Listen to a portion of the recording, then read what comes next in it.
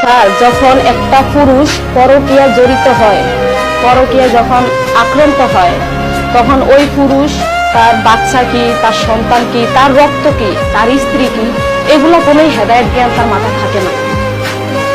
আসে কোন সময় বৃদ্ধ বয়সে, যে আমি কি করলাম ইয়াং বয়সে, আমার রক্ত গরম ছিল। যখন রক্ত ফুরিয়ে যায়, শরীরের উত্তেজনা যখন কমে যায়, তখন সে বুঝে। কিন্তু ওই বুঝা দিয়ে আমি কি করবো স্যার? আমার প্রয়োজন এখন আমার হাজবেন্ডের ফাঁসির দরকার, আমার খুব দরকার। তাকে আমি খুব মিস করি, খুব এখনো ভালোবাসি স্যার। এত কষ্ট দিছে যে এখনো কষ্ট পাচ্ছি তাকে নিয়ে, যে এনি টাইম আমি তাকে মিস করি, অল টাইম আমি তাকে মিস করি।